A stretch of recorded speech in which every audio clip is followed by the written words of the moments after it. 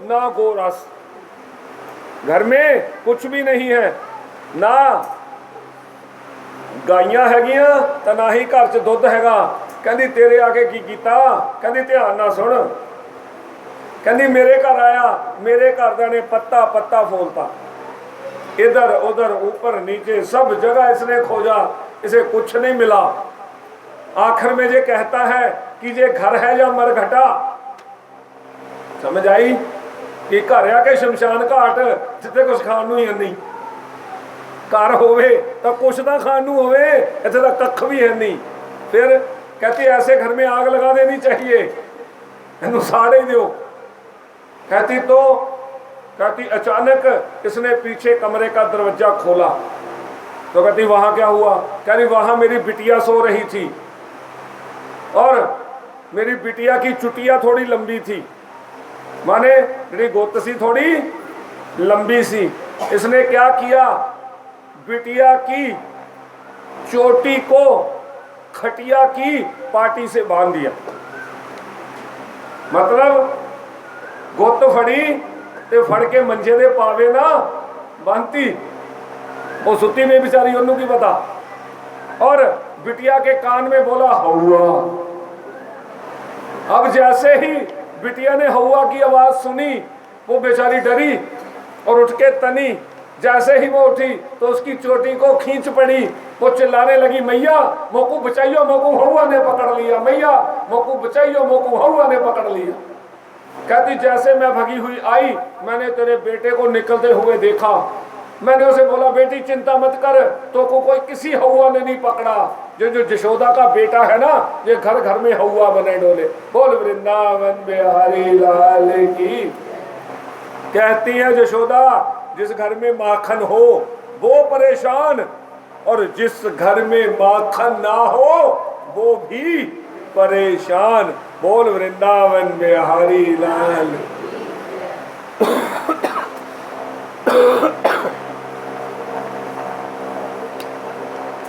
दूध मंगा लो, केले का मैंगो बनाना शेक ही बना लो।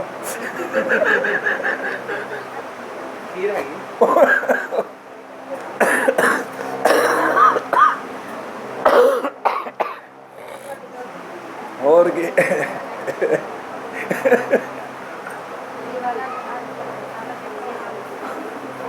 काला मैंगो शेक काले गले चाहिए। अंत तो गत्वा, जिस घर में खाने को हो वो भी परेशान है, और जिसके घर में खाने को ना हो वो भी परेशान। यशोदा कहती मेरी बात सुन लो, मैं ऐसे तुम सबकी बात मानने वाली नहीं हूं। अगर तुम्हें मेरा बेटा चोर नजर आता है तो उसे पकड़ के दिखाओ, तब मानूंगी। हाँ हाँ कहती कोई बात नहीं, पकड़ के भी दिखा देंगी। अब एक दिन क्या किया, एक ने माखन जो था उसको छीके पे टांग दिया और ऊपर घंटी बांध दी कि जब भी आएंगे इसको हिलाएंगे तो घंटी बजेगी, मैं जहां भी होंगी मुझको पता चल जाएगा और मैं आके ठाकुर जी को पकड़ लूंगी। वही हुआ, ठाकुर जी पहुंचे, ओहो ठाकुर जी देखा घंटी बांध रखी है। घंटी को बोल दिया कि हिलना नहीं। घंटी को क्या बोल दिया कि हिलना नहीं। घंटी रुक गई। ठाकुर जी ने सबको माखन खिलाया। ठाकुर जी ने जो था माखन सबको खिलाया, घंटी नहीं बजी। लेकिन ठाकुर जी ने जैसे ही अपने मुख में माखन डाला तुरंत घंटी बज गई, टना टन टना टन। ठाकुर जी कहते प्योर गद्दारी, तुझे बोला था ना नहीं बजना। घंटी कहती बताओ आपने सबको खिलाया, मैं बजी? बिल्कुल नहीं बजी। क्यों? क्योंकि किसी के खाने पर घंटी बजती ही नहीं। पर आप खाओ और मैं ना बजूं, ये हो नहीं सकता। बोल वृंदावन बिहारी लाल की। जैसे ही घंटी बजी व्रजवामा भगी भगी आई, तो नीचे तो और सब थे, वो सब तो निकल गए और ये अध्यक्ष महोदय लटक रहे यूं करके। अब गप से दे के हाथ पकड़ लिया आके, करी चल, तेरी माँ कहती थी ना कि पकड़ के दिखा, चल आज पकड़ लिया तुझे। अब ब्रज का माहौल है, पंजाब का माहौल तो बदल गया। ਤੁਹਾਡਾ ਪਿੰਡ ਮੈਨੂੰ ਪਿੰਡ ਲੱਗਦਾ, ਪਰ ਹੁਣ ਸਾਡੇ ਪਿੰਡ ਦਾ ਸ਼ਹਿਰ ਹੀ ਹੋ ਗਏ। ਉਹ ਵਿਆਹ ਤੇ ਸੀਗੇ ਉਦਣ, ਮੈਂ ਕਿਹਾ ਜੇ 10-20 ਸਾਲ ਇੱਦਾਂ ਹੀ ਰਹੇ ਤਾਂ ਹੁਣ ਚਿੰਕੀ ਦਾਦੀ ਤੇ ਪਿੰਕੀ ਭੂਆ ਜੀਨਸ ਟੀ-ਸ਼ਰਟ 'ਚ ਲੱਭਿਆ ਕਰੂਗੀ। ਹਾਂ ਸੂਟ ਤਾਂ ਖਤਮ ਹੋ ਗਿਆ। ਨਵੇਂ ਬੱਚਿਆਂ ਦੇ ਤਾਂ ਹੁਣ ਬਿਲਕੁਲ ਹੀ ਕਹਾਣੀ ਮਹਾਪੂਰਨ ਨਹੀਂ ਆ। नवी जनरेशन का उन्होंने घट्टे पता लगता, कुड़ी मुंडे के जोड़ा अंतर आ वो कपड़े तो माड़ा मोटा पता लग जाता है, वो तो कपड़े ने एन बराबर। सो ब्रज च हाले भी प्रथा हैगी आ, जो घोंडिया है ना वो थोड़ा जहा लंबा होंदा उन्होंने। ठाकुर जी ने बांह तो बड़ा लंबा जहा घोंड, चल कहना चल तेन तेरी माँ को लैके चला। लेके जा रही थी पकड़ के, रास्ते में उसका देवर मिल गया। अब वो भी इसी मंडली का मेंबर था, बाल गोपाल चौर विद्या प्रचार मंडल का वो भी मेंबर सी। ठाकुर जी ने हथ मारे, वो इधर आ तू कितने घूमता, प्रधान होनी खतरे से आ प्रधान होना तो संकट छाया हुआ, तुम कितने घूमते गए, हमारे हुक्म करो। चल कहते इधर नाल नाल तुर, इधर तुरया सी ये दूजे पासे नाल नाल तोर लिया उन्होंने। हौली हौली ठाकुर जी कहते भैया ब्रज मामा तेरा हाथ बड़ा भारी है और मेरी कोमल सी कलाई है, तूने इतनी जोर से पकड़ रखी है कि जो दर्द हो रही है, थोड़ा इस हाथ को छोड़ दे और दूसरे हाथ में मेरा हाथ दूसरा पकड़ ले।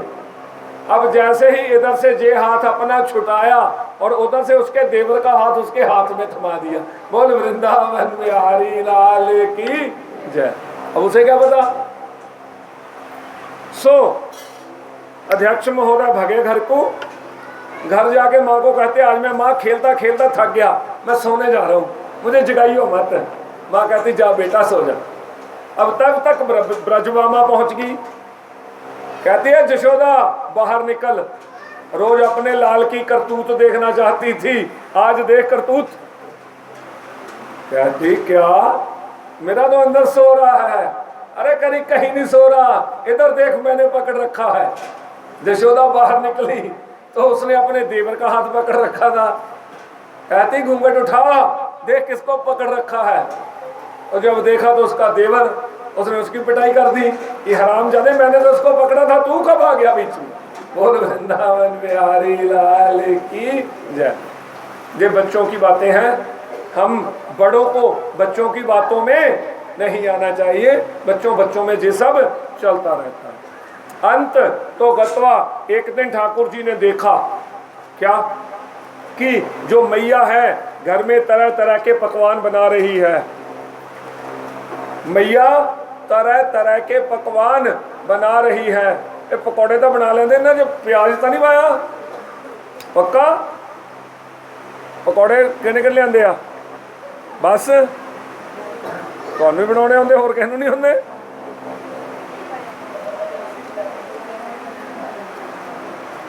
सो अंत तो गत्वा, एक दिन घर में बहुत से पकवान बन रहे थे। इन सब जगहों के ऊपर भजन है, लेकिन क्या करूं, मेरी मजबूरी है।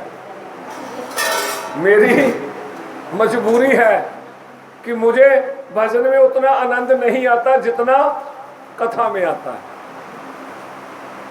और दूसरा, भजन गाने के लिए साथ में ग्रुप चाहिए, है ना। तो इन सब चीजों को, क्योंकि अगर ग्रुप लेके आऊंगा तो फिर वही, क्योंकि 51,000 का भानुवाल ही मंगते हैं, तो मैं तो हुशियारपुरों आया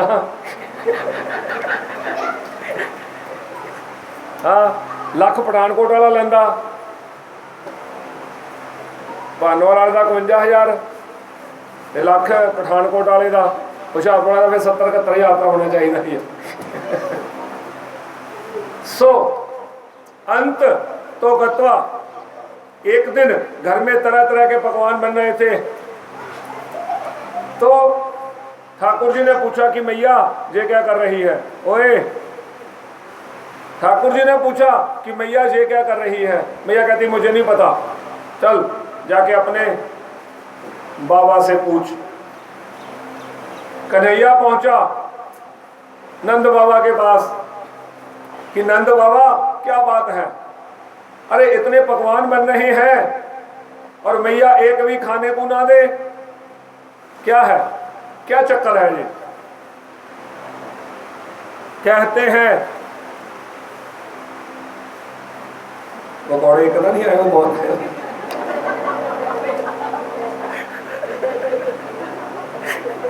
बाबा वाला उठ के पकौड़े ही खाला कदा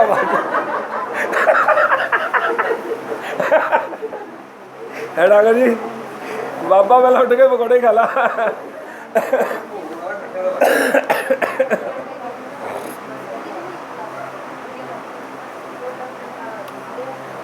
अंत तो गत्वा जो था,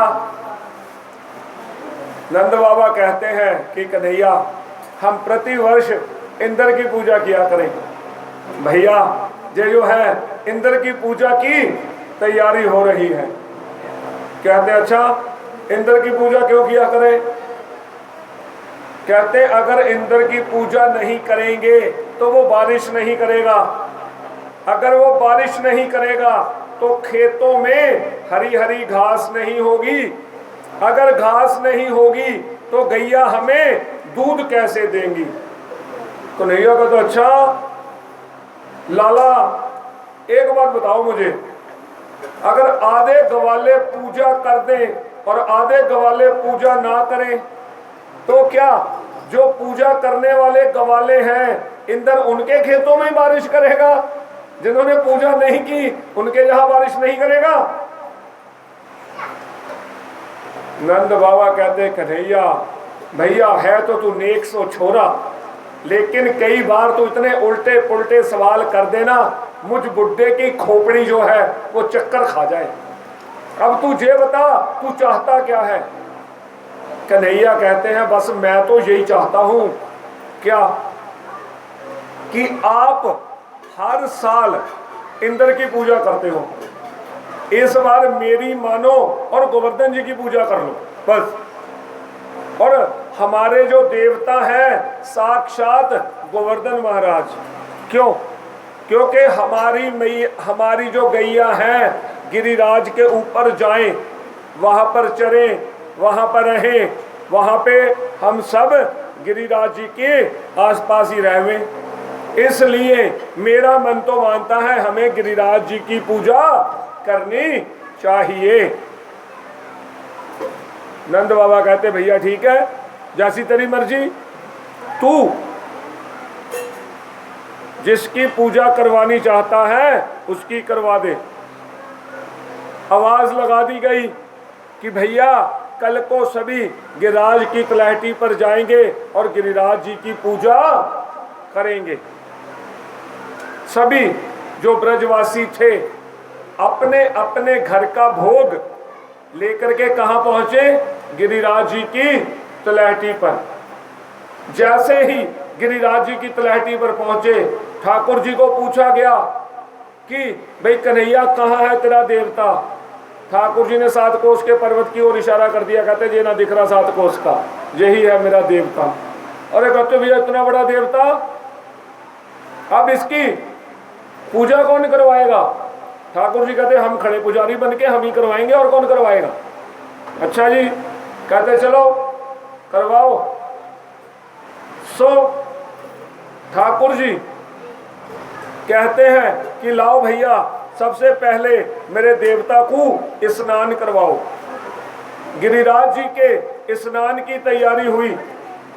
जब गिरिराज जी के स्नान की तैयारी हुई तो 2-4 बाल्टी लाके डाली, 10-20 बाल्टी, और सभी ब्रजवासी कहते भैया जो है जमुना जी दूर है, हम पे तो जल न बने, अब तू जैसे मर्जी कर स्नान करा। ठाकुर जी कहते हैं भैया सभी आंखें बंद करो। सभी ने आंखें बंद की। ठाकुर जी ने गंगा मैया का ध्यान किया और गिरिराज जी की तलहटी में ही मानसी गंगा प्रकट कर दी। बोले मानसी गंगा की जय। सभी ने देखा कि जल की शीतल धारा वही बीचों बीच प्रकट हो गई। सभी ने वहीं से जल लेकर के ठाकुर जी को स्नान कराया। जब ठाकुर जी का स्नान हो गया तो कहते अब ठाकुर जी का भोग। नंद बाबा कहते चद्दर तानो। ठाकुर जी कहते कोई जरूरत नहीं, हमारा देवता चौरे में ही भोग लगा लेगा, खुले में लगा लेगा, किसी पर्दा करने की जरूरत नहीं। एक रूप से नंद नंदन बने ठाकुर जी वहीं अपने माँ बाप के बीच में खड़े रहे, और दूसरे रूप से गिरिराज जी के ऊपर जाके प्रत्यक्ष रूप में खड़े हो गए और मांग के लगे पाने कि ब्रजवासियों लाओ भोग। जैसे ही ये बात बोली तो नंद बाबा बड़े हैरान हुए कि कन्हैया, अरे इतने वर्ष हो गए थे इंद्र की पूजा करते करते, अरे दारिक ने आज तक कभी शक्ल दिखाई नहीं कि मेरी शक्ल कैसी है। अरे भैया धन है तेरा देवता, अरे पहली बार पूजा करने आए हैं, सोई मांग मांग के खा रहा है। कहते हैं भोग लगाओ।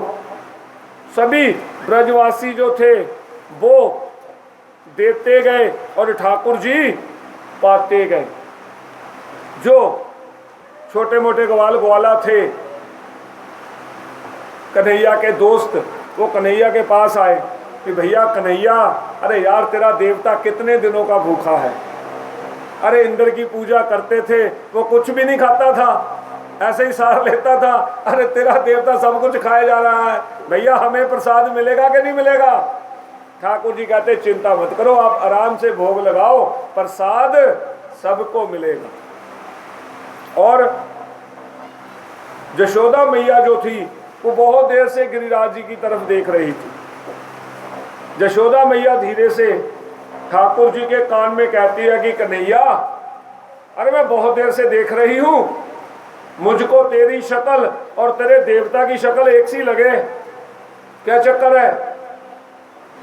ठाकुर जी कहते मैया, अरे मेरी भोली माँ, जिस गाय का दूध मैं पीऊं उसी गाय का दूध मैं अपने देवता को पिलाऊं, या मारे हम दोनों की शक्ल एक जैसी है गई। बोल वृंदावन बिहारी लाल की जय। कई बार नोट किया, पहला तो भैन भरा की शक्ल इको जी होंगी है ना, ते ब्याह तो बाद जनानी आदमी की शक्ल इको जी हो जाती होंगी कि नहीं, नहीं होंगी, हो जाती है। जदों वो बेचारे ने किते रहना, उन्हें किते रहना, उदों थोड़ी होंगी है, जो कोल कोल रहन उदों।